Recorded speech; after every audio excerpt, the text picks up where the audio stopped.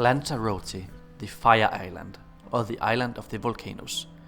You might consider Lanzarote, or you have already chosen this island as your next holiday destination. If so, if you like me want to see the places I visit, you might already be planning what places to go, whether by car, bus or boat. With this video I want to share places that disappointed me. They did not necessarily disappoint me because they are bad or overrated, but maybe I just came at a bad time where the place was not at its best. This should help you which places to either avoid or consider at what time of the year or time of the day you should visit. Some of these places are loved by many. These are purely personal biases. Any critique of my choices are welcome in the comment section. Number 1 to 6 is more or less in a random order this time around. If you want more inspiration, feel free to watch my other video called Lanzarote Top 10 Best Places to Visit. Before we start, please feel free to subscribe to Globus Travelers for more videos.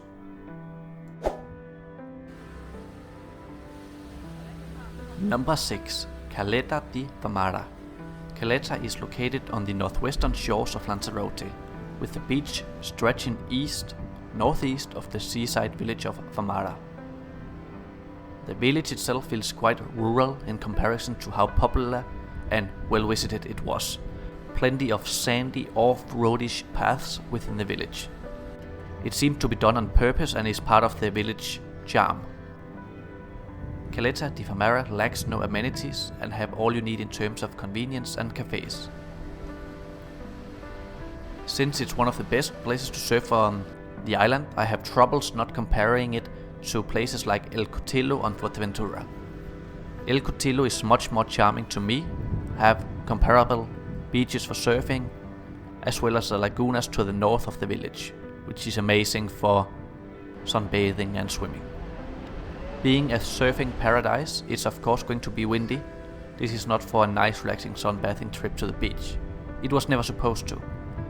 When I went, it felt quite crowded for something I expected to be more hidden and laid back. Plenty of cars taking up all the parking next to the roads alongside the beach. So summarize, Caleta and Playa de Famara does not lack anything and it has plenty of merit for surfers. I just found that other places in the Canary Islands to be more appealing for all crowds, surfers and day trippers alike. Number 5. Playa Honda. Whereas the very famous resort of Puerto del Carmen is located just west of the airport, the lesser known Playa Honda is located to the east of the airport. If you like hiking, it is possible to walk from either to the other, and while walking you likely encounter many flights landing or taking off. On the surface, Playa Honda seems pretty great, with shops, accommodation and big open beaches and spaces. It's very clean and the promenade is pretty huge and not as crowded as Puerto del Carmen and some of the other big resorts. However, the town itself felt a bit soulless. It was just villas and what is likely holiday homes. The variety of shops and restaurants felt pretty lacking. The beaches was not pristine and inviting. The sand felt quite heavy and dense, and by this I mean the opposite of this nice fluffy sand that a paradise-like beach should have in my opinion.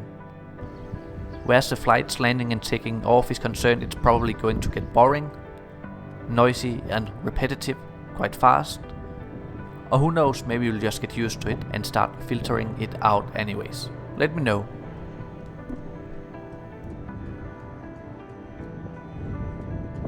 Number 4. San Bartolome. Quite central within Lanzarote, just north of the airport, you will find the quaint town of San Bartolome. The area is like most of Lanzarote, quite arid. But outside the town you'll find plenty of stone formation that protects small agricultural setups for productions of goods. San Bartolome has a nice plaza with statues and theatre. I went in December and there was displayed a great Christmas exhibition that made the visit worth it. However, without the exhibition, San Bartolome probably doesn't have much to offer for tourists that you can't get elsewhere. However, I'm sure the town is great for permanent living.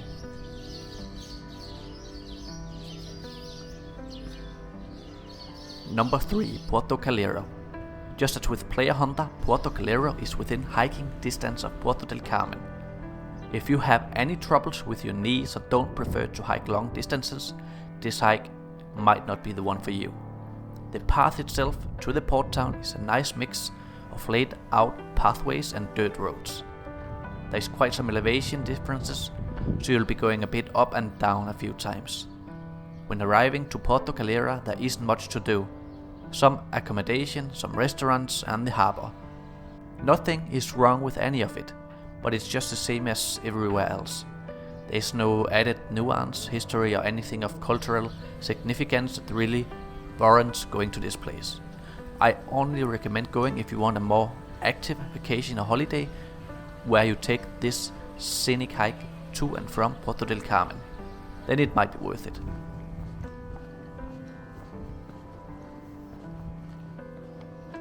Number 2. Punta Muertes. Punta Muertes is a small, non-touristy seaside town in northeastern Lanzarote. On the surface and with my prior research, I expected a very scenic and picturesque traditional village with colorful houses and these beautiful natural pools for swimming. You have your standard offering of local bars, restaurants and cafes, as with similar sized towns, as expected. However, in reality, it was just okay. The harbor and seaside promenade doesn't really offer all too much. It was not very colorful either. The natural pools left something to be desired. You can definitely find ones more inviting and appealing. The small area around Casa Camalina and Piscinas Naturales de Punta Muertes was quite nice, to be honest, with nice scenery and atmosphere. Again, it's not really enough to warrant coming here. Then again, nobody asked me to come, and it's not really advertised either. Maybe overrated is the wrong definition of word because it is possibly hardly known to any tourists. Number 1. Papagayo. Yes, I did. Pretty controversial. One of the most famous and desired areas on the island. If you go to search online, you will find these pictures of the most beautiful, pristine beaches and bays possibly in the whole world. It looks magnificent. However, these pictures are extremely color graded. Lanzarote is not a colorful island after all. To be fair, Papagayo is still great. It's just not this world-class beach it's made up to be. When I went to Papagayo, the weather was also bad, which honestly makes it worse and even more greyish and brown than it would otherwise have been. Should you go to Papagayo? Yes, if you are in the area, I still recommend it. Just don't expect the colors of the water and the sceneries to be what the pictures and the media would otherwise tell you. This was it for me. What did you think? Was I wrong? And do you think any other place should be on your list instead? Let me know in the comments below. If you enjoyed this video, please subscribe and see you in the next one. Take care and thank you for watching.